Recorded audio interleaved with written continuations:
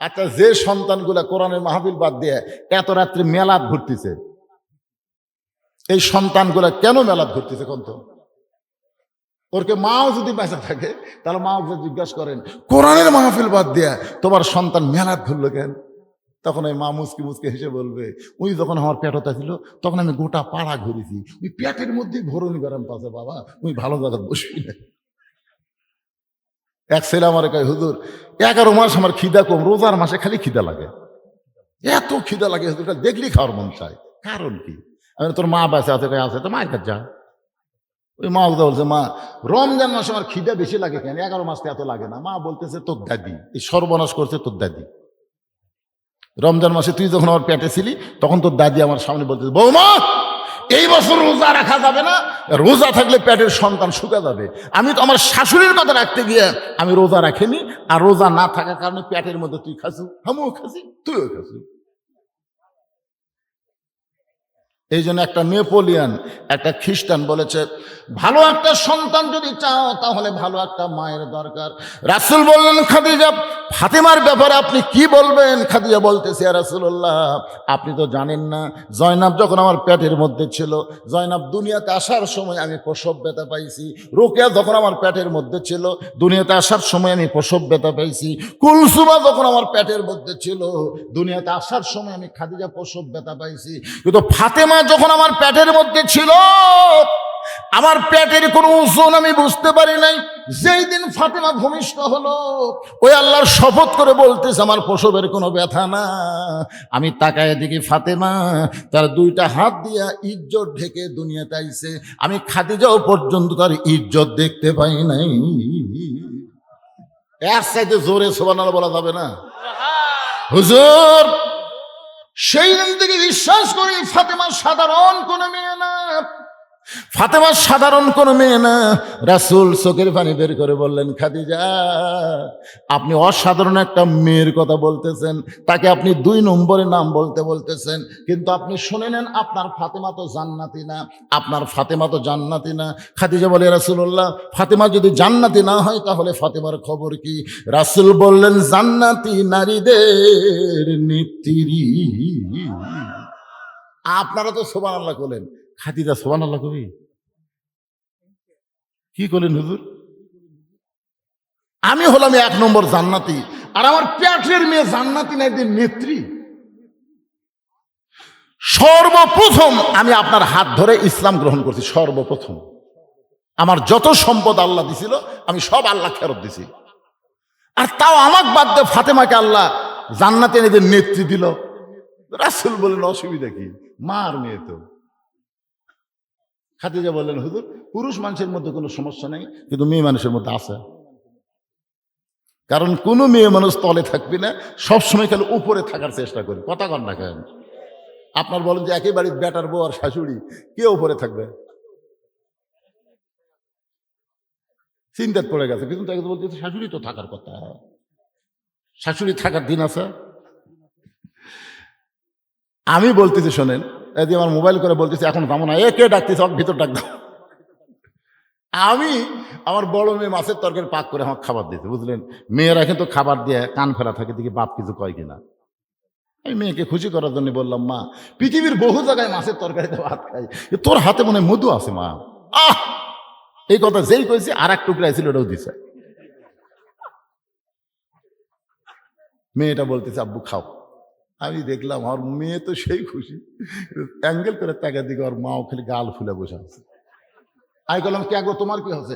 মেয়ের বাড়ি পার হয়ে যান, আপনার মেয়ে পারে, আমি তাই পারি। ও বাবা রে, মেয়ের প্রশংসা করলে মা বেজার হয়, এই জাতের নাম হলো নারী জাত। জোরে কোন কথা ঠিক কিনা?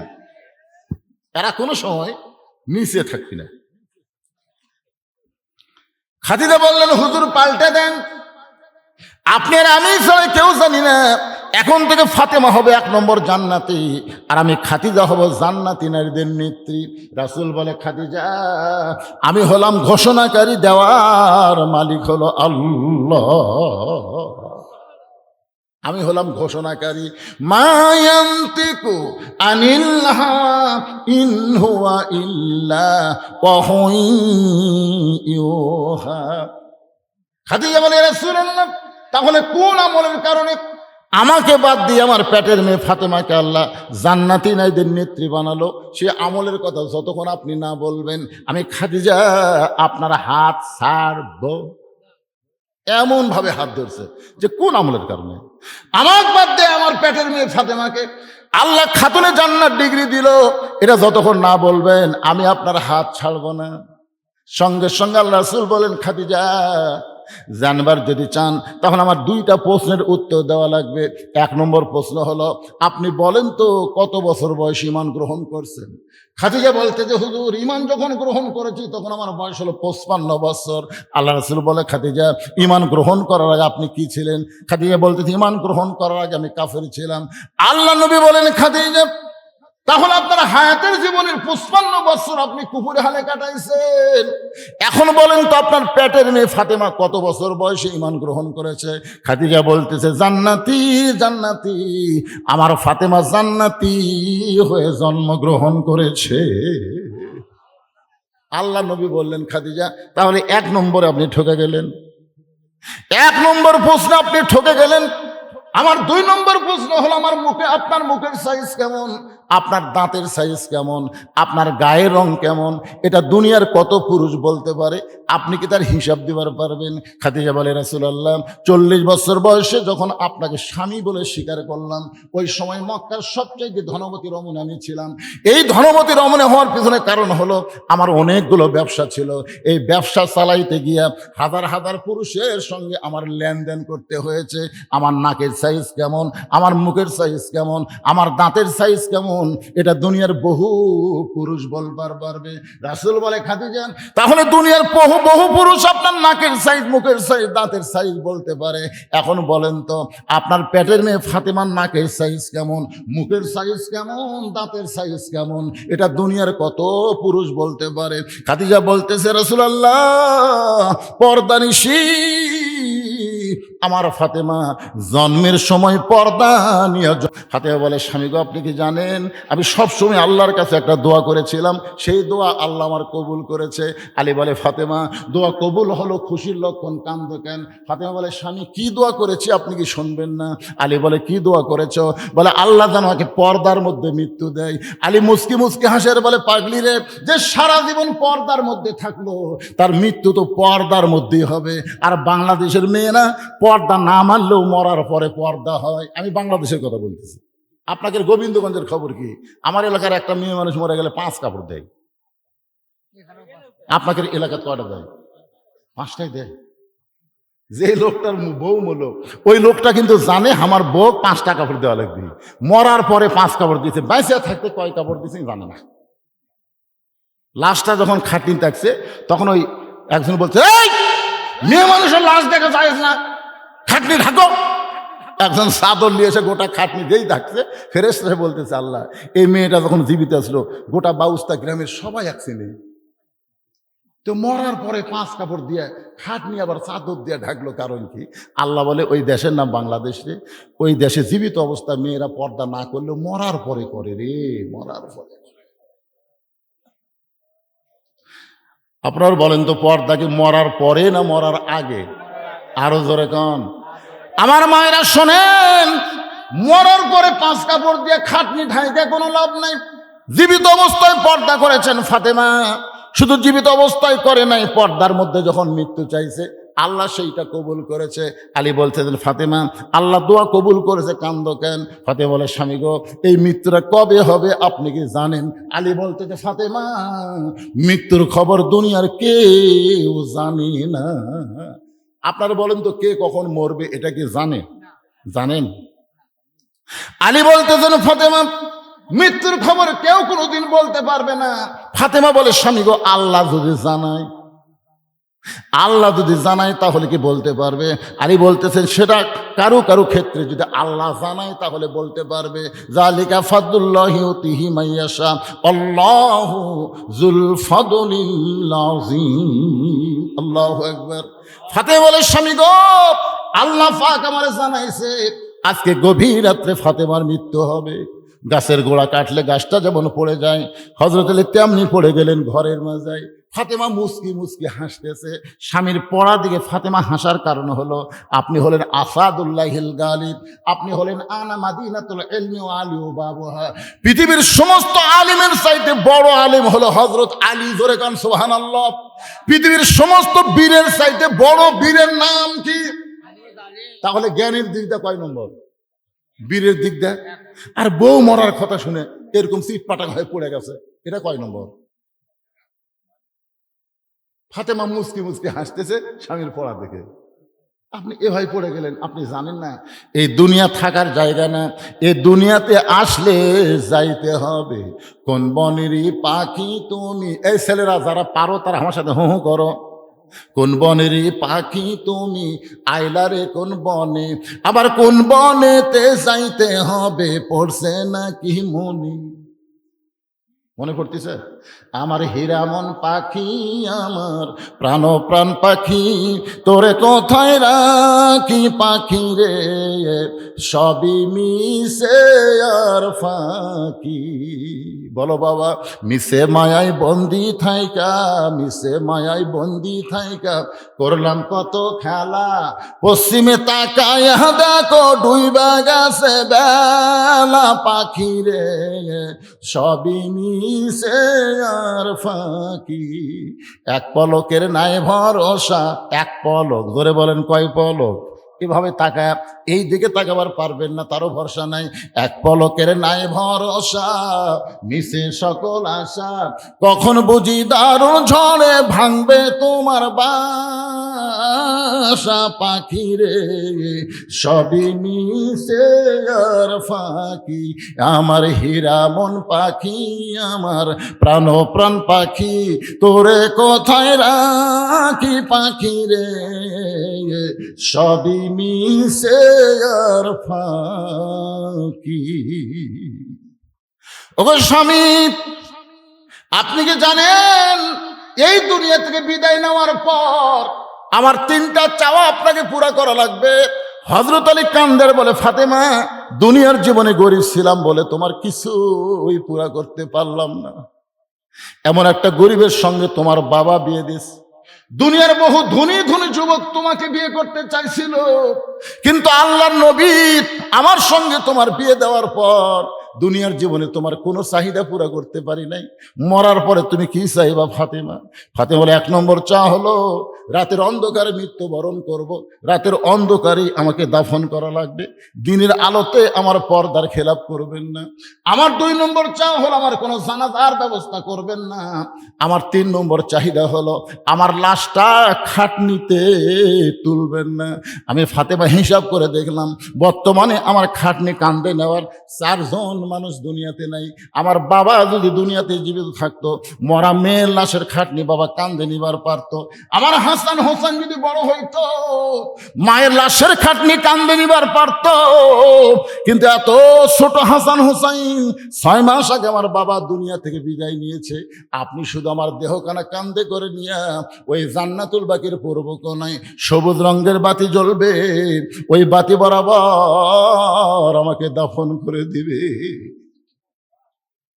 গভীর রাত্রে হযরত আলী ফাতেমার দেহখানা কান্দে করে নিয়ে ওই জান্নাতুল বাকির পূর্ব কোণায় সবুজ রঙের যেখানে বাতি জ্বলতেছিল, আবু যার গিফারি কবর খুঁড়তে খুঁড়তে যখন পালায় গেছে, ওই জায়গায় হযরত আলী ফাতেমাকে দাফন করার পরে আল্লাহর কাছে বলতেছে, মাবুদ আমার পর্দা নিশিকে পর্দার মধ্যে রাইখে গেলাম, তুমি তার পর্দাকে কবুল করে নাও। এই কথা বলার সঙ্গে সঙ্গে সামনে কয়েকটা পুরাতন কবর দেখতে পাই। এই মাত্র ফাতেমার কবর দিল, সেই নতুন কবর নেই। গোটা জান্নাতুল বাকি হযরত আলী দৌড়ায় বলে, ফাতেমার কবর, ফাতেমার কবর। কে যেন বলে, আল্লি রে ফাতেমা পর্দা নিশি, আমি আল্লাহ জহুরা ডিগ্রি দিয়ে ফাতেমার কবরটাকে কিয়ামত পর্যন্ত পর্দা করে দিয়েছি। আমার মায়েরা যারা পর্দার অন্তর আছেন শোনেন, ওই ফাতেমার সঙ্গে যদি জান্নাতে থাকতে চান, ফাতেমা হবে জান্নাতি নারীদের নেত্রী। ফাতেমার সিগনেচার ছাড়া কিন্তু জান্নাতে যাওয়ার পারবেন না। আর বেপর্দা নারীকে ফাতেমা সিগনেচার দেবে না। এই জন্য মায়েদের 1 নম্বর ওয়াজ হলো এই মুহূর্ত থেকে, আজ থেকে মেয়েদেরকে পর্দার ভিতরে থাকতে হবে। জোরে বলেন ঠিক? কারা কারা ঠিক? আল্লাহ দেখান তো দেখি।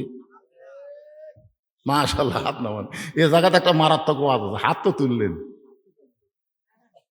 আর দায়ুসু লা ইয়াদখুলুল জান্নাহ, দায়ুস কখনো জান্নাতে যাবে না।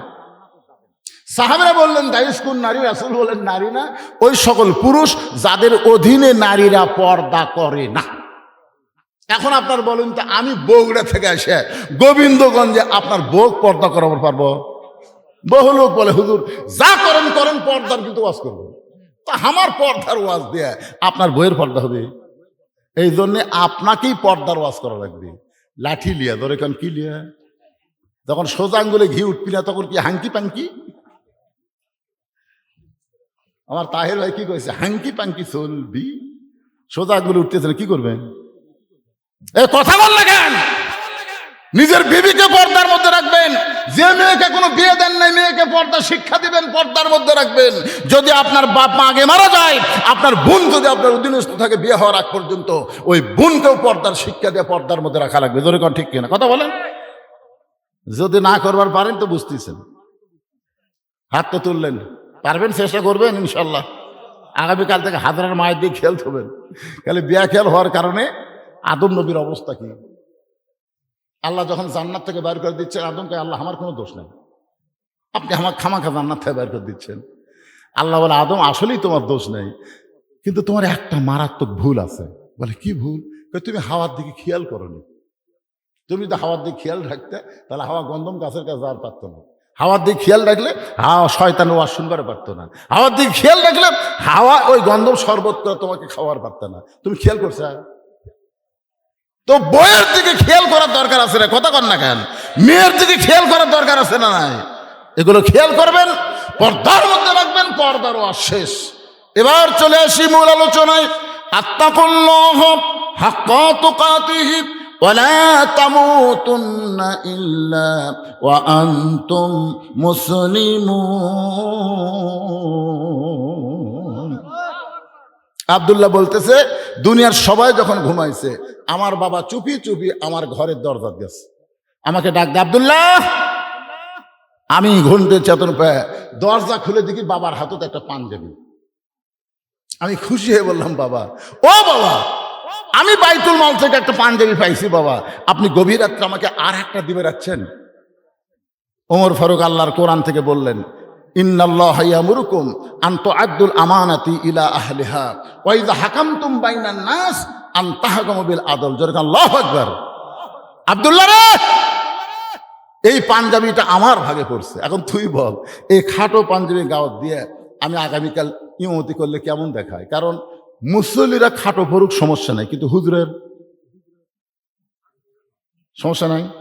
আমাকে একজন মোবাইল করে বলছে, হুজুর ইমামের দাড়ি যদি এক মুষ্টির নিচে হয় তার পাশে নামাজ হবে? আমি কইলাম, কে রে ভাই, ইমামের দাড়ি এক মুষ্টির কম তুমি কেমনে বুঝলে?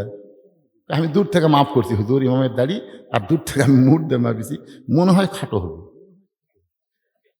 দেখছেন, ইমামের দাড়ি এক মুষ্টির নিচে হচ্ছে, তাই মানুষ ফতুয়া যাচ্ছে। আর সালাউদ্দিন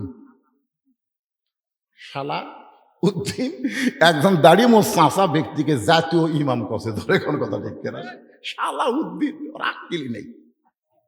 আরে পাগলা, জাতীয় নেতা হওয়া যাবে, কিন্তু জাতীয় ইমাম যাকে তাকে বলা যাবে না, কারণ ইমামের দাড়ি মানুষ মুড় দিয়ে মারতেছে। কথা কর না কেন ভাই? কথা কর না কেন আপনারা? কি দিয়ে মারতেছে? আমি বললাম, কে রে ভাই, তোমার দাড়ির খবর কি? আমার নাই। তোমার নাই, তুমি হুজুরে মারতেছ, হুজুরের থাকা রাখবি না। যেই বাংলাদেশে দাড়ি মানুষ মুড়তে মাফে, সেই বাংলাদেশে দাড়ি মোট চাঁচা কোনোদিন জাতীয় ইমাম হতে পারে না। জরকান পারে, তবে জাতীয় নেতা কবার পারবেন, ইমামতি করা, ইমাম বলতে পারবেন না। ইমাম একটা ব্যাপক অর্থবোধক শব্দ। ওমর ফারুক বিন আব্দুল্লাহ, এই খাটো পাঞ্জাবি পরে আমি কেমনে খুতবা দিব, তাই তোর কাছে আইছি বাবা, তোর কাপড়টা যদি আমাকে একটু দান করে দেস।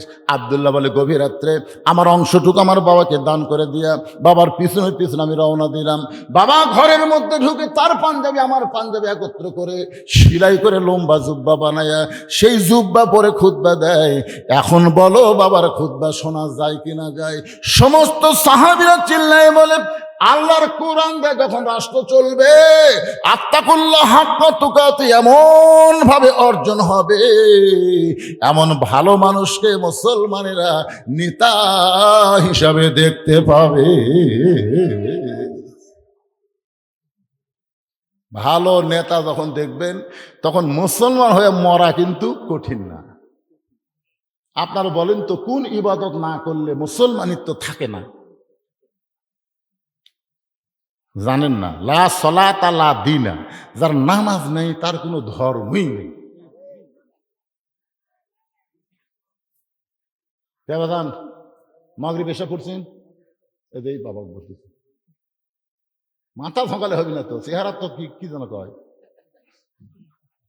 রমজান মাসে এক লোক আমার কাছে বসে বলতে, হুজুর আজকে দিন যে গেল হুজুর, কলজা ফাটে যাচ্ছে হুজুর, ওই এরকম বারবার কতে আমি ওর কাছে ডাকলাম, কানে কানে বললাম, তুই তো রোজা নাই। হুজুর আমি রোজা নাই, আপনি কেমনে জানলেন? আরে পাগলা, রোজাদারের জন্য দুইটা সুসংবাদ, একটা হলো ইফতারের সময় আর একটা আল্লাহর সাথে দেখা। ইফতার সামনে পেতে হাই হাই হাই করতেছিস, আমার মনে হয় তুই রোজা নেই। হুজুর আপনি কেমনে বুঝলেন? আমি বললাম, পাগলা তোর সোপা দেখি বোঝা যায়, সোপা দেখলেই বোঝা যায়। কি ভাবতেছেন? মাগরিব এশার নামাজ বাদ দিয়ে আবার শুনতেছেন ফজর পড়বে? আইরে ফজরের সুবিধা করতো ভাই। আর সালাতু খায়রুন নাম যখন মুয়াজ্জিন কয়, উনি আসলে 3.5 হাত, আজান শুনে 2.5 হাত, একেবারে পা ও টাইনা বুকের কাছে, মাথার উপর কম্বল দিছে, জানলা দিয়ে তাকায় দেখেন মানে চাউলের বস্তা ঢেকে থাকছে। আগা নাই, পাছা নাই, মাথা নাই, গেল কোথায়? আস্তে করে ঘরের মধ্যে যায়, খালি কম্বল টানতে দেখেন, কম্বলের মধ্যে ওর সাইজ আর সকালবেলা সাইড ঠিবে কুত্তার সাইজ একই সাইজ। আমার সঙ্গে এখন বলা লাগবে, ফজরের নামাজ বাদ দিয়ে ঘুম পাড়ে যারা, কুত্তার আমল করে তারা। আমি যেই বলো ফজর নামাজ বাদ দিয়ে ঘুম পাড়ে যারা, আপনার সকলে জবান করে বলবেন কুত্তার আমল করে তারা। ফজরের নামাজ বাদ দিয়ে ঘুম পাড়ে যারা, আপনারা ভাবতেছেন হুজুর আগে যাওয়াই ভালো হয়েছিল, টাকা যখন আদায় করলেন তখন যাওয়াই ভালো হয়েছিল। হুজুর আপনি আমাকে মুখ ধরে কি বলে দিচ্ছেন?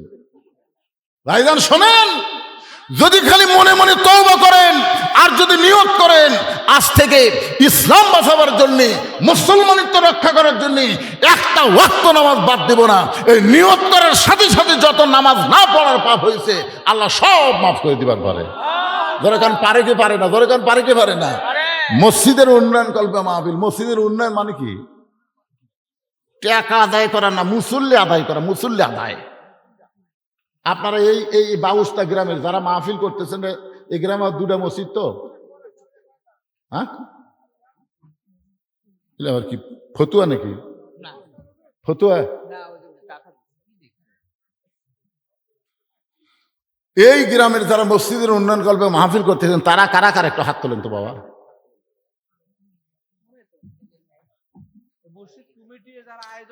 এই আয়োজক যারা আজকের মাহফিল করতেছেন, গোলাম রব্বানি আমার ভাস্তার এই মসজিদের মাহফিলের কারা কারা বাগানরে একটা হাত তোলেন তো বাবা।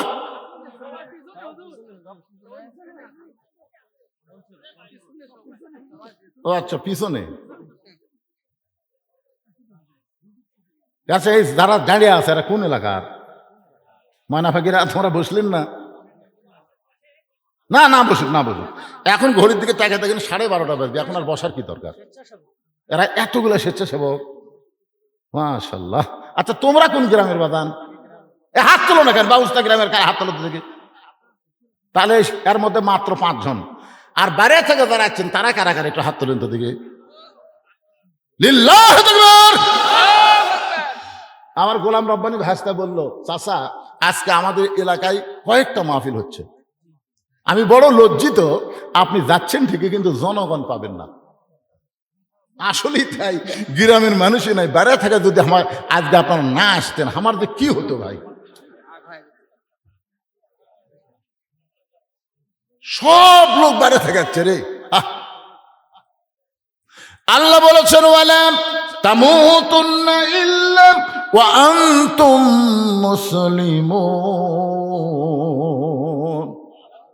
আলোচনার শেষ অংশে বাজান একটু মনোযোগ দিয়ে শোনা লাগবে। আমি কিন্তু আমার ওয়াজের বয়স হলো 42 বছর। কয় বছর? 42 বছর ওয়াজ দিয়ে আমার মনে হয় না 42টা নামাজি হচ্ছে, এটা আমার মনে হয় না, হতেও পারে। তাহলে 42 বছর ওয়াজ দিয়ে 42টা নামাজি হলো কিনা তার কোনো গ্যারান্টি নাই। তবে আমি রাসূলের জীবনে যখন পড়ি তখন একটু আরামই লাগে, আনন্দই লাগে। কারণ নবী 13 বছরের মক্কার জিন্দেগিতে কলেমার দাওয়াত দেয়া পিটন টিটন খাইয়া ঘরের মধ্যে বন্দি করে এত কিছু করার পরে মুসলমান হয়েছে মাত্র 320 জন। 13 বছরে নবীর এত কষ্টের ফল হচ্ছে 320 জন। ধরে কোন কয়শো জন? 320 জন। তার মধ্যে 17 জনক ওরা পিটাই মারিছে। আল্লাহ রাসূল হিজরত করে যখন মদিনাত গেলেন, 8ম হিজরিতে মাত্র 8 বছর পরে নবী 10,000 সাহাবী নিয়ে মক্কা বিজয় করলেন। তাহলে 13 বছরের সংখ্যা হলো 300, আর 8 বছরে আপনারা কন্ত কি ভেলকি কে রে? এই কয়টা কে হাঁটে রে? এই কয়টা তারা হাঁটতেছে, দেখেন তো, দেখেন তো এটা কারা? আরে পাগল, ওয়াজ শেষ করলাম তো, শেষের পয়েন্ট যদি না শোনেন ওদের কি বুঝবেন? একটু মনোযোগ দিয়ে শোনা লাগবে ভাইদান। এখান থেকে হাঁটে হাঁটে বাড়ি যাচ্ছে, যাওয়ার গ্যারান্টি নাই রে পাগলা। বহু লোক মোটর সাইকেল নিয়ে তাড়াতাড়ি বাড়ি যাবি, এমন জায়গা মার খাচ্ছে, হাসপাতাল পাওয়া লাগছে, তখন কি করবো? এতক্ষণ ধরে ওরা শুনতেছেন আত্তাকুল্লাহ হাক্কা তুকাতিহি, লাস্টের কথা হলো মুসলমান না হয়ে মরা যাবে না, সে মুসলমান হওয়ার কথা শোনা লাগবে না? হ্যাঁ, একটু মনোযোগ দেন। তাহলে কি বুঝলেন? 13 বছরে মুসলমানের সংখ্যা 300, নির্যাতন নিষ্পেষিত 17 জন শেষ। আর 8 বছরে, মাত্র 8 বছরে মদিনা জীবনে 10,000 সাহাবী নিয়ে মক্কা বিজয়। আমি যে কথা বলতেছি 42 বছরের ওয়াজ দিয়ে 42 জন নামাজি হচ্ছে কেনা এটা আমার জানা নাই। কিন্তু কিন্তু যেটা বলতেছি, নবী কিন্তু নামাজ পাইছে হিজরতের নবুয়তের 10ম বৎসরে। হুজুর আমার সাথে আছে। নবুয়তের 10ম বৎসরে নবীকে আল্লাহ 5 ওয়াক্ত নামাজ দিছে। এরপরে নবী 3 বছর মক্কায় ছিলেন। 13 বছর যে 3 বছর মক্কায় ছিলেন। যখন নবী কোরআন পড়তেন, আকিমুস সালাত, নামাজ কায়েম করো। আল্লাহ নবী বলেন, আল্লাহ যতবার আপনি কোরআনে নামাজের কথা বলেছেন প্রত্যেকবারই নামাজ কায়েমের কথা বলেছেন, কিন্তু নামাজ পাইলাম ঠিকই কায়েম করার পরিবেশ পাচ্ছি না। আল্লাহ বলে, হাবিব মক্কায় কেমনি নামাজ কায়েম করবেন? কারণ মক্কার ইমাম হলেন আপনি, আর নেতা হলো আবু জেহেল। মক্কার ইমাম হলেন আপনি, নেতা হল আবু জেহেল। আবু জেহেলের মতো নেতা যতদিন থাকবে ততদিন নামাজ কায়েম হবে না। নামাজ যদি কায়েম করতে চান, যিনি ইমাম হবে তিনাকেই নেতা হওয়া লাগবে। যিনি ইমাম তিনি নেতা। বলে সেটা কবে? বলে সেই ব্যবস্থা হচ্ছে। আল্লাহ তাআলা নবীকে হিজরত করালেন মদিনায়। মদিনার জীবন মাত্র 10 বছর। জোরে কোন কয় বছর? এই 10 বছরে নবী শুধু নবী ছিলেন না, নবী হয়ে গেলেন মদিনার রাষ্ট্রপতি। সুবহানাল্লাহ বলেন। যখন রাষ্ট্রপতি চেয়ারে বসলেন, তখন আল্লাহ তাআলা বলে দিলেন, আল্লাযীনা মাক্কান্নাহুম ফিল আরদ। মুসলমানের মধ্যে কাউকে যখন ক্ষমতার চেয়ার দেওয়া হবে, তার 1 নম্বর দায়িত্ব হলো পদ্মা সেতু নির্মাণ করা,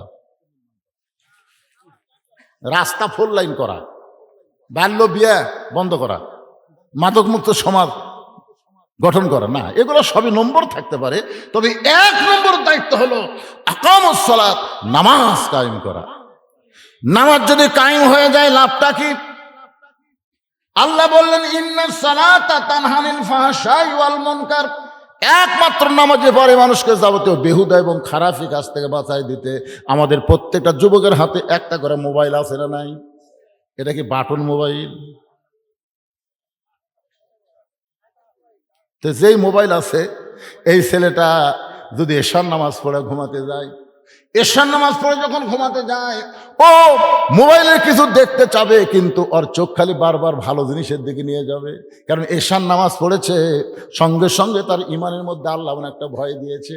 সে বিশ্বাস করবে কেউ না দেখলো আল্লাহ দেখতেছে। আর এশার নামাজ বাদ দিয়ে যারা মোবাইল নিয়ে বসছে, তারা সবাই চিন্তা করে বাপ মা ঘুমায় গেছে, জানলা দরজা বন্ধ কর, ল্যাপের মধ্যে মোবাইল চালু কর, কেউ দেখবে না। একমাত্র নামাজই পারে মানুষকে যাবতীয় বেহুদ এবং খারাপি থেকে বাঁচাই দিতে।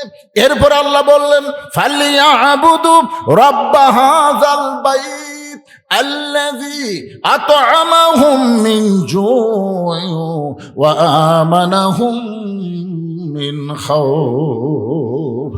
যেই ঘরের উন্নতি কল্পে মাহফিল করতেছেন, ওই ঘরের মালিকের তোমরা গোলামি করো। ওই মালিকের গোলামির এক নম্বর হলো নামাজ। এই নামাজ যদি আদায় করো, যাবতীয় রেজেকের পেরেশানি থেকে আল্লাহ তোমাকে মুক্ত করে দিবে। ওই ভারত আলু দিল কি দিল না, ভারত পেঁয়াজ দিল কি দিল না, ভারত চিনি দিল কি দিল না, ওই দিকে তোমাদের কোনো নজর থাকবে না। তোমরা বিশ্বাস করবে ভারত বন্ধ করবে, আমেরিকা বন্ধ করবে, কিন্তু আল্লাহ তাআলা রেজেকের দরজা খুলে দিবে। যে যুবক নামাজ পড়বে, ও কোনোদিন চিন্তা করবে না আমি বেকার আছি, আমাকে রেজেক কে দেবে, এই চিন্তার মাথায় হবে না। আল্লাহ যেভাবেই হোক ওয়াদা অনুযায়ী তার রেজেকের ব্যবস্থা করবে। ওয়া আমানাহুম খাউফ, যাবতীয় ভয় ভীতি থেকে আল্লাহ পুরাপুরি নিরাপত্তা দেবে। এই কিছুদিন আগে ভারতের একজন উগ্রমন্ত্রী বলেছে বাংলাদেশে দিন দিন মৌলবাদী বাড়তেছে, কোরআন নিয়ে নাকি রাষ্ট্র গঠন করবে, এই কোরআন নিয়ে নাকি সংসদে দেওয়ার চায়। এরকম কয়েকটা দল একত্র হইয়া এখন কোরআনের পক্ষে আন্দোলন করতেছে। ওই উগ্রমন্ত্রী বলেছে এই হুজুরা তো জানে না রে, তিন দিকে ভারত, একদিকে সাগর, যদি ভারত ধরে এরকে পালানোর কোনো রাস্তা নাই।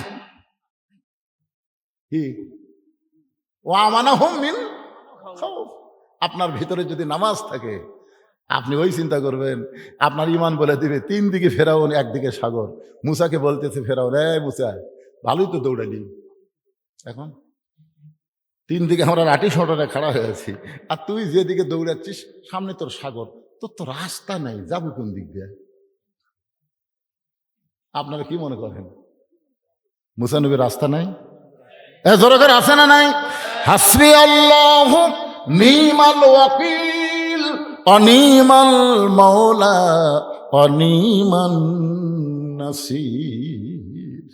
ওরা মারবে পারমাণবিক বোমা, ওরা যখন বোমা মারবে আমরা বিশ্বাস করবো ইব্রাহিম, আমাদের জাতির পিতা ইব্রাহিমের জন্য আল্লাহ যদি আগুনের চুলাকে শান্তির বাগান বানাবার পারে, ভারত বোমা মারবে আর মুসলমানের বাংলাদেশে এই বোমা পড়ে মাটির উর্বরতায় বোমাকে আল্লাহ মিষ্টি তরমুজ বানায়া দিবে। আপনারা বলেন তো, আগুন যদি আল্লাহ শান্তির বাগান বানাতে পারে, বোমাকে আল্লাহ তরমুজ বানাতে পারবে না? আমাকে মনে করেন আপনাকে এই বাউস্তা এলাকায় একটা বোমা পড়ছে, পড়ে তরমুজ আছে, এই হিয়া বড় এক তরমুজ, বুঝলেন? গ্রামের ছেলেরা কয় কে রে তরমুজ, যার যাইছিল চাকু মাকু বটি লিয়া সব আসে তরমুজ কাটতেছে। ওরা অনুবীক্ষণ দূরবীন যন্ত্র দিয়ে দেখতেছে, কে রে বোমা তো পড়লো রে, খবর কি? দেখে কাটিয়া খাচ্ছে, রে আমাকে বোমা ওরা কাটিয়া খায়। তোরকে নমরুদের চুলা আল্লাহ শান্তির বাগান বানায়, সে আল্লাহ আছে না নাই? আছে না নাই? কোনো ভয় ভীতি থাকবে না। সমস্ত কাফের বেঈমানদের যত অস্ত্র আছে, ওই অস্ত্রগুলো ইউসাব্বিহু লাহু মা ফিস সামাওয়াতি ওয়াল আরদ, ওদের অস্ত্রের অণু পরমাণু পর্যন্ত আমার আল্লাহর জিকির করে। সুবহানাল্লাহ কন্যা। এই জন্য ভাইজান, মুসলমান যদি মরতে চায়, আপনারা বলেন তো কোন দুই ওয়াক্ত নামাজ জামাতে নামাজ না পড়লে মুসলমান থাকা যায় না? বাড়ি পড়লেও মুসলমান না, মুনাফিক হবে। এই দুই ওয়াক্তর নাম কি? কথা কয় না বারে। আচ্ছা, আপনাকে মসজিদের মুয়াজ্জিন আছে, এটি কে মুয়াজ্জিন? কে কোনটা? আপনি মুয়াজ্জিন? আচ্ছা, ফজরের মুসল্লির খবর কি বাবা? কত হয় না? মোটামুটি আলহামদুলিল্লাহ, হেকমতের ম্যাচ দেওয়া লাগবে না। আসল কথা কোন? 8-10 জন। 8-10 জনই হলো মুসলমান। আর তারা বাড়িতে পড়লে আর মুনাফিক। কথা কন না কেন? এটা কি আমার বাপের কথা না রাসূলের কথা? তাহলে মুসলমান যদি মরবার চান, আজ থেকে ফজরের নামাজ বাড়িতে পড়লে হবে না, জামাতে পড়া লাগবে। কারা কারা রাজি? দুই হাত তুলে আমার আল্লাহকে একটু দেখান তো দেখি। লিল্লাহি তাকবীর। হাত নামাজ বাজান, তোমাকে মাহফিল সার্থক। কি মনে করতেছে? এতগুলো লোক ফজর নামাজ জামাতে পড়বে, আর কি মনে করতেছে? এখনো বাংলাদেশে অনেকেই কোরআন শরীফ শোনে কি শোনে না? আপনারা বলেন তো, কোরআনকে জীবন ব্যবস্থা হিসাবে তারা গ্রহণ করে? হ্যাঁ। হুদা শব্দের অর্থ কি? কোরআনকে বাস্তব জীবনে গ্রহণ করার নাম হলো হুদা। এখানে হুদাল লিল মুত্তাকিন, খুব খেয়াল করা লাগবে। আবু জেহেল খুব কষ্ট করে কোরআন তেলাওয়াত শুনতে, খুবই কষ্ট। সামনে তো বসবারই পারে নাই, সামনে দাঁড়াবি সে সুযোগও হয় নাই, আলোর মধ্যে দাঁড়িয়ে শুনবে সেটাও হয়নি। একেবারে পিছন থেকে অন্ধকারে দাঁড়ায়া আল্লাহ নবীর কোরআন তেলাওয়াত শুনছে সারা রাত কোরআন তেলাওয়াত শুনছে। সকালবেলা গিয়া মিটিংয়ের মধ্যে মুখ ফসকে হঠাৎ বের হয়ে গেছে, এত সুন্দর কোরআনের বাণী, রাতটা কোন দিক দিয়ে গেল আমি বুঝবারই পারিনি। সুবহানাল্লাহ। অনেক সময় আমাকে বলে, হুজুর আপনার ওয়াজ শুনতে ঘন্টা কখন যায় বলা যায় না। তা আমি বললাম, তুমি কি মাগরিবে এশা নামাজ পড়ছো? কয় না। তুমি কি আমার ওয়াজ শোনার পরে ফজর পড়বা? কয় গ্যারান্টি নেই। আবু জাহেল কিন্তু কোরআনের তারিফ করতেছে, এত সুন্দর কোরআনের বাণী, রাতটা কোন দিক দিয়ে গেল আমি বুঝবারই পারিনি। আবু সুফিয়ান বলেন, এটা যে কোরআন শুনতে রাত কোন দিক দিয়ে যায় বোঝা যায় না, সেই কোরআন ধরলে অসুবিধা কি? শুনলেই যদি এত মজা হয়, তাহলে এটা ধরলে অসুবিধা কি? আজকে আমাদের বাংলাদেশে অনেক মুসলমান কোরআন শুনবে কিন্তু কোরআন ধরবে না, ঠিক কিনা বলেন? আমরা কিন্তু এই কথা বলবো, সব দেখা হয়েছে শেষ, আগামীতে দেখব কোরআনের বাংলাদেশ। কিভাবে দেখবেন? পরে এই তো 1 মিনিট খাইয়ে দিলেন, তকবীর আমি দেবো না তাই? যখন কোনো শ্রোতা তকবীর দেয় তখন সব লোক কিন্তু তকবীর দেয় না, আর যখন বক্তা দেয় তখন সবাই দেয়। আমার কথা কি বুঝলেন না? তো এই জন্যে আমি দিব, কারণ আল্লাহ রাসূলকে তকবীর দিবার কইছে, রব্বাকা ফাকাব্বির, তোমার রবের তকবীর দাও, এই ঘোষণা করেছেন আল্লাহ নবীকে। তকবীর ছাড়া কোনো মুসলমান হতে পারে না। ধরে কোন কথা ঠিক কি না? তো আমার এই ভাই যখন দিল তখন সবাই তো দিলেন না, যারা দিলেন না এরা তো বিপদে পড়ে গেলেন।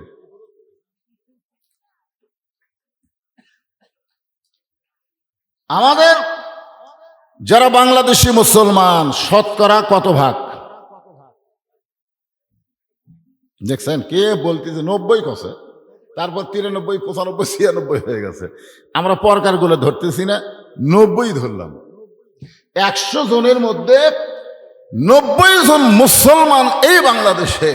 আপনারা বলেন তো, মুসলমান তো শতকরা 90 জন, ইমানদার কয়জন? মানে শতকরা ইমানদার কয়জন?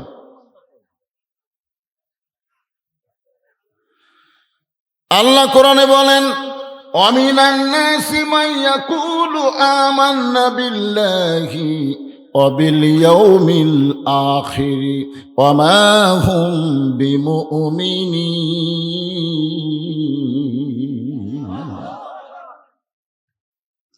লাস্টে কি বললেন? ওমা হুম বিমুমিনিন। আল্লাহ বিশ্বাস করে, আখিরাত বিশ্বাস করে, এরপরও আল্লাহ বলেছেন এরা মুমিন না। মুমিন যদি না হয় তাহলে এরা মুসলমানের নামের মুনাফিক। জোরে কোন কথা ঠিক কিনা? আপনার বলেন তো, মুনাফিক খুব ভালো জিনিস। জাহান্নামের কোথায় থাকবে? হায় হায় রে, সবচাইতে নিচে থাকবে। কাফেরেরা থাকবে জাহান্নামের উপরে, আর মুনাফিক থাকবে জাহান্নামের নিচে। কাফেরেরা উপর থেকে পেশাব পায়খানা করবি, মুনাফিকেরা তলে থেকে ওরা খাবি। সাহাবীরা বলে, হুজুর এই বদমাইশ মুনাফিক কোন দলের ভিতরে? রাসূল কিছুক্ষণ কান্না করলেন, কিছুক্ষণ কান্দার পরে বললেন, এই মুনাফিকের আবাদ হবে মুসলমানের ভিতরে, আর গোটা পৃথিবীর মধ্যে সবচাইতে বেশি মুনাফিক হচ্ছে আমাদের বাংলাদেশে। জোরে কোন কথা ঠিক কিনা? আপনারা হয়তো বলবেন, হুজুর কেমনে? আমি কোরআনের আয়াত দিয়ে দিয়ে আপনাদের বোঝানোর চেষ্টা করবো ইনশাআল্লাহ। আবু জাহেল বলতেছে, আবু সুফিয়ান তুই যে মারাত্মক কথা বলছিস, তুই আমার কাছে আয়। আবু সুফিয়ান যখন আবু জেহেলের কাছে আইছে তখন কানে কানে বলতেছে, এই কোরআনকে যদি ধরি, এই কোরআনকে যদি ধরি, তাহলে তোর আমার ভুয়া নেতৃত্ব চলবি না, আসল নেতা হয়ে যাবে আব্দুল্লাহর এতিম পোলা। তো আমরা থাকতে আব্দুল্লাহর এতিম পোলার নেতা হোক, এটা তুই চাস? আজকেই বাংলাদেশে আবু জেহেলের দল যারা করে, তারা সবকিছুই চায়, কিন্তু আল্লাহর কোরআন ধরতে চায় না। ধরে কোন কথা ঠিক কিনা?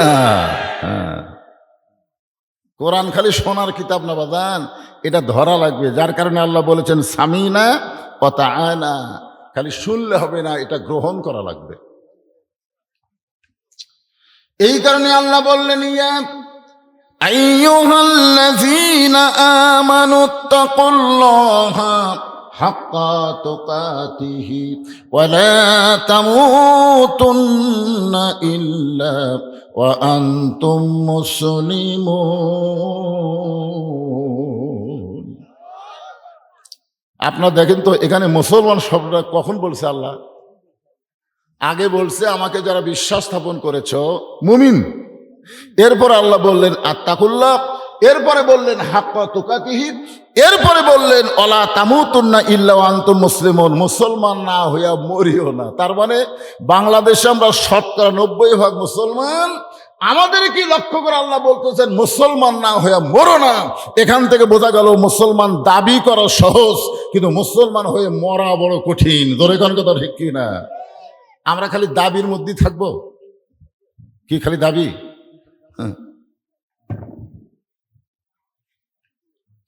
এখানে 4টা বিষয় আজকের আলোচনার। 1 নম্বর হলো ঈমান। জোরে কোন 1 নম্বর কি? আল্লাহ কাদেরকে লক্ষ্য করলেন? ইয়া আইয়ুহাল্লাযীনা আমানু, যারা আমাকে বিশ্বাস স্থাপন করেছে। আল্লাহ রাসূল বললেন এই বিশ্বাসটা আবার গভীরভাবে জানতে গেলে 3টা বিষয় খেয়াল করা লাগবে। 1 নম্বর হলো ইকরার বিল লিসান, 2 নম্বর হলো তাসদিক বিল জানান, 3 নম্বর হলো ঈমান বিল আরকান। এই 3টার সমন্বয় হচ্ছে মুসলমান। ধরে কোন সুবহানাল্লাহ। প্রথম আমরা কি বলবো? লা ইলাহা, সবাই বলেন লা ইলাহা ইল্লাল্লাহ। একটু ঝাঁকি দিয়েই বল, শীতের রাতে যত ঝাঁকি তত শীত দূরে যাবে। লা ইলাহা, আরো জোরে লা ইলাহা ইল্লাল্লাহ। মাশাআল্লাহ। এটা খালি তরিকতের মধ্যে যায় দিলে বাবা, বুঝলেন? কিছু বুঝবার না বলে অত বোঝা যায় না, বুড়ি সর্বনাশ। জবানে সকলেই বললাম আল্লাহ ছাড়া কোনো ইলাহ নাই, আল্লাহ ছাড়া কোনো উপাস্য নাই, আল্লাহ ছাড়া কোনো হুকুমদাতা নাই, আল্লাহ ছাড়া কোনো বিধানদাতা নাই। শুধু জবানে বলেছি লা ইলাহা ইল্লাল্লাহ, এর মধ্যে এত কথা লুকায়িত আছে। জোরে কোন ঠিক কিনা? এরপরে রাসূল বললেন তাসদিক বিল জানান, শুধু জবানে বললে হবে না, এটা কলিজার মধ্যে ঢুকান লাগবে। তাসদিক বিল জানান, এইটা যখন অর্জন হবে, ওই ব্যক্তির কাছে জীবনের চাইতে ঈমানের গুরুত্ব অনেক বেশি হবে। জীবন বাঁচান ফরজ না, বরং ঈমান বাঁচান ফরজ। কেরে যুবকেরা, এই বাউস্টার যুবকেরা, তোমাদের কাছে দাম বেশি কি ঈমানের না জীবনের? সবাই বলতেছেন না। অনেকেই ঠেলাক পড়া বলে জীবন বাঁচান ফরজ, হুজুর জীবন বাঁচান ফরজ। জীবন বাঁচান ফরজ না, মুসলমানের জন্য ঈমান রক্ষা করা ফরজ। বহু চেষ্টা করলেন এভার কেয়ার হাসপাতালে খালেদা জিয়াকে বাঁচানোর জন্য, জোরে কোন কথা ঠিক কিনা? বহু চেষ্টা চলতেছে, শেষ পর্যন্ত যখন হচ্ছে না তখন আমাকে বলে হুজুর দোয়া করেন, হুজুর দোয়া করেন। আগে কিন্তু দোয়া না, আগে ডাক্তার। আমরা সব দেখা তখন শেষ হয়ে যায়, তখন আল্লাহ সাহারা উপায়, সব শেষ করছে। এখন দেখতেছে আল্লাহ ছাড়া কেউ নাই। ওরে বাবা রে, তুই বুঝলি কখন? আল্লাহ ছাড়া তোমার কেউ নাই, এই বুঝটা তোমাকে আগেই বোঝা দরকার ছিল। নাসরুম মিনাল্লাহি ওয়া ফাতহুন করিব ওয়া বাশশিরিল মুমিনিন।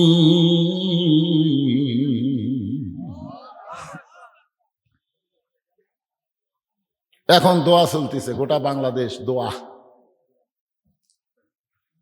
যতই চেষ্টা করেন, যতই দোয়া করেন, এরপরও কিন্তু মরা লাগবেই।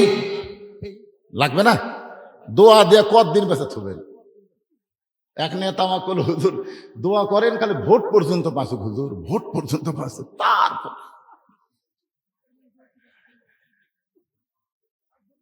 কি বুঝতেছেন? তারপরে কি মরা? কথা হয় না, মরা লাগবেই।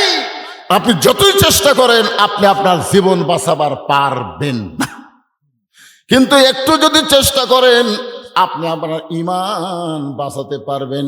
যেটা বাঁচান যাবে তার চেষ্টা করা দরকার, যেটা বাঁচান যাবে না তার চেষ্টা করে লাভটা কি? এই জন্য মুমিন মুসলমান যারা হবে তাদের কাছে জীবনের চাইতে ঈমানের গুরুত্ব বেশি হবে। তাসদিক বিল জানান, কলিজার মধ্যে যখন ঈমান থাকে ওই মানুষটা কোনো দিকে তাকায় থাকে না, শুধু তাকায় থাকে আল্লাহর দিকে। ধরে কোন দিকে? উকিল বলতে, স্যার আজকে রাত 12টায় আপনার ফাঁসি হবে। তো আসামি বলতেছে, উকিল এখন কয়টা বাজে?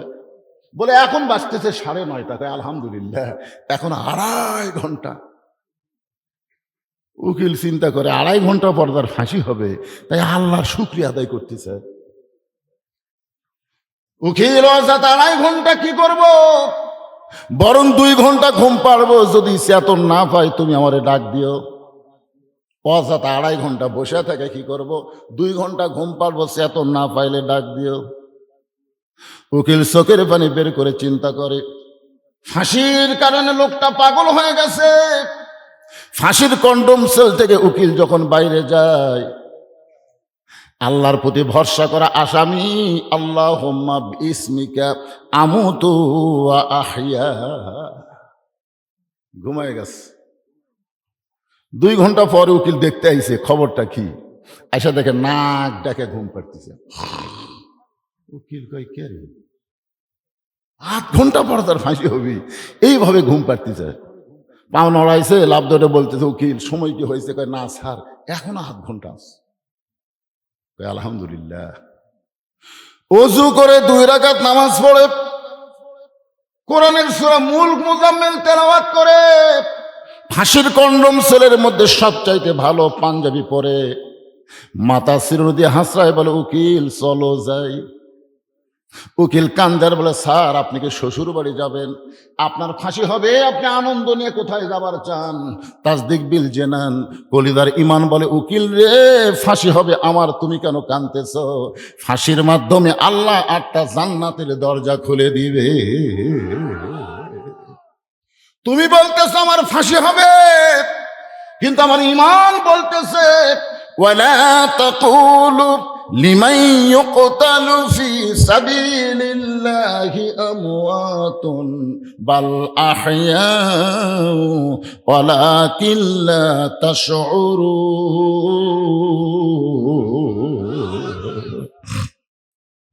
তাসদিক বিল জানান, এই ঈমানটা আমাদের সকলের অর্জন করার দরকার আছে না নাই? এই ঈমানটা অর্জন করতে গেলে কি করা লাগবে? আমল বিল আরকান, ঈমান অনুযায়ী আমল করা লাগবে। আমি একটা গান গাই, দেখেন তো বুঝবার পারেন কিনা। গাবো? পরের জায়গা পরের জমি ঘর বানায় আমি রই, আমি কিন্তু জমির মালিক না। জমিদারের ইচ্ছা মতন দেই না জমিন চাষ, তাই তো ফসল ফলে না রে দুঃখ 12 মাস। জমিদারকে আরো জোরে কর না কেন? জমিদারের ইচ্ছা মতন দেই না জমিন চাষ, তাই তো ফসল ফলে না রে দুঃখ 12 মাস। আমি খাজনাপাতি সবই দিলাম, তবু জমিন হয় যে নিলাম। এই দুঃখের কথা কারে কই, পরের জায়গা পরের জমি। সবাই বলেন পরের জায়গা পরের জমি, ঘর বানায় আমি রই, আমি কিন্তু জমির মালিক নই। আওয়ামী লীগকে জিজ্ঞাসা করা হলো মসজিদ কার ঘর? আওয়ামী লীগ এক বাক্যে বলছে আল্লাহর ঘর। বিএনপিকে জিজ্ঞাসা করা হলো মসজিদ কার ঘর? আল্লাহর ঘর। জাতীয় পার্টিকে জিজ্ঞাসা করা হলো মসজিদ কার ঘর? আল্লাহর ঘর। যত দল বাংলাদেশে সমস্ত দলকে জিজ্ঞাসা করে একে একে সবাই বলবে মসজিদ আল্লাহর ঘর। সমস্ত মুসলমান বাংলাদেশের মানা নিছে মসজিদ আল্লাহর ঘর।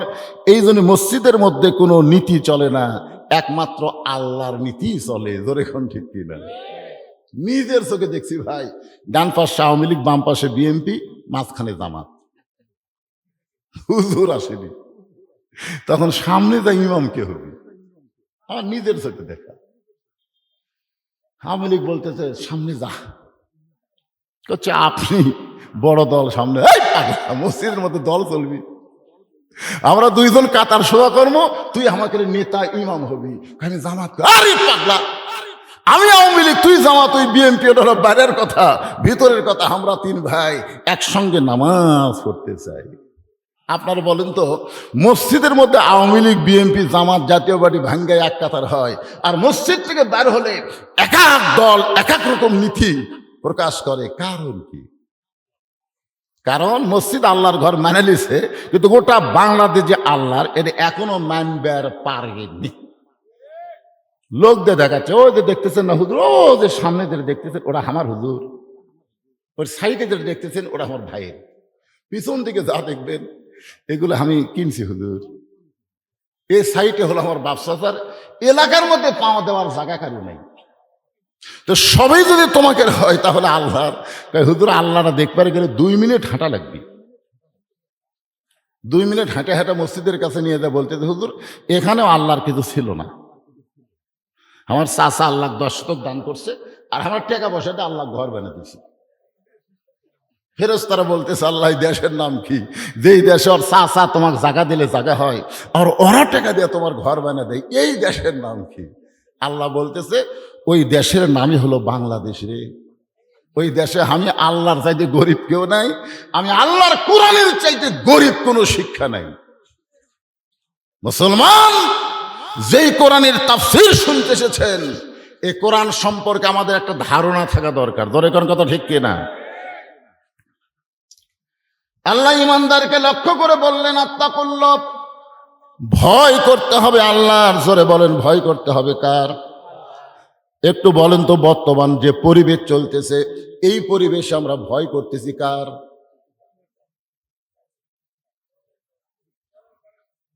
বুঝতে পারতেছেন না? হ্যাঁ, আপনাদের গোবিন্দগঞ্জে মডেল মসজিদ আছে না নাই? আছে।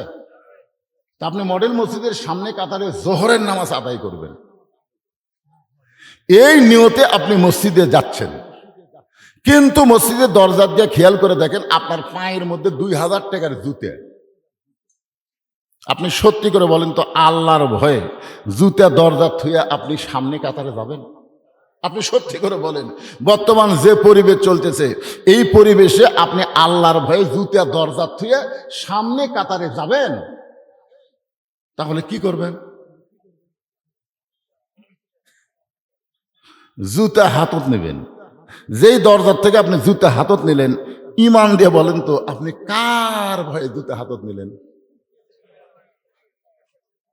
তো চোরের ভয়ে জুতা হাতত দিয়ে আপনি দরজা দিয়ে বলতেছেন আল্লাহুম্মা আফতাহলি আবওয়াবা রহমাতিক, পাও দিলেন ডান, 2 কান্দে 2 ফেরেশতা, আল্লাহ কি লিখবো? লিখিস না, লিখিস না। কারণ বামপন্থী আইন মানে আমার ঘরের মধ্যে ডান পাতে ঢুকে আর চোরের ভয়ে জুতা হাতত নেই, এরকে লেখালেখির কোনো দরকার নেই, কোনো লেখালেখি লাগবে না। আগে পরিবেশ পাল্টাতে হবে, তারপরে লেখা শুরু হবে। জোরে কর কথা ঠিক কিনা? কিরামান কাতিবিনা ইয়ালামুনা মা তাফালুন। আমার দুই কান্ধে দুই মোহরি, লিখিতেছেন ডায়েরি, দলিল দেখে রায় দিবে, টাকা পয়সার নাই কারবার। যদি বর্তমান পরিবেশ পাল্টায় আল্লাহর কোরআনের সমাজ এবং রাষ্ট্র গঠন করা যায়, তাহলে 2000 টাকার জুতা না, সোনার টোপলাও যদি আপনি দরজায় রাখেন, ভুল করে কেউ হাত দেবে না। কারণ প্রত্যেকটা মানুষ তার সীমানা আল্লাহর কোরআন দিয়ে চিনে ফেলবে। সীমানা বোঝেন? আল্লাহর কোরআন আপনাকে চিনাবে। এই পকেটে আপনি 10 বার হাত দেন, এটা আপনার সীমানার মধ্যে আছে, দিচ্ছি বাকি কেউ কিছু বলবে না। কিন্তু এই পকেট বাদ দেখালে, এই পকেটও যদি যান, তখন কিন্তু আর হুজুর হুজুর খাতির নেই। হুজুর সীমানা ওভারটেক করলেন কেন? আপনি আপনার সীমানার মধ্যে থাকেন, অন্যের সীমানায় ঢুকলেন কেন? নিজের বইয়ের দিকে 1000 বার তাকাও, কোনো পাপ হবে না। মহব্বত নিয়ে তাকাইলে আল্লাহ সওয়াব দিবে। আর শালির দিকে একবার তাকান যাবে না, কারণ শালি আপনার সীমানার বাইরে। সীমানা চেনাই কে? আরো জোরে। অনুনাজ্জিলু মিনাল কুরআনি মা হুয়া শিফাউ ওয়া রাহমাতুল লিল মুমিনিন। একটা স্লোগান দেওয়া লাগবে, পারবেন? আমি যেই বলবো সব সমস্যার সমাধান আপনার বলবেন দিতে পারে আল কোরআন।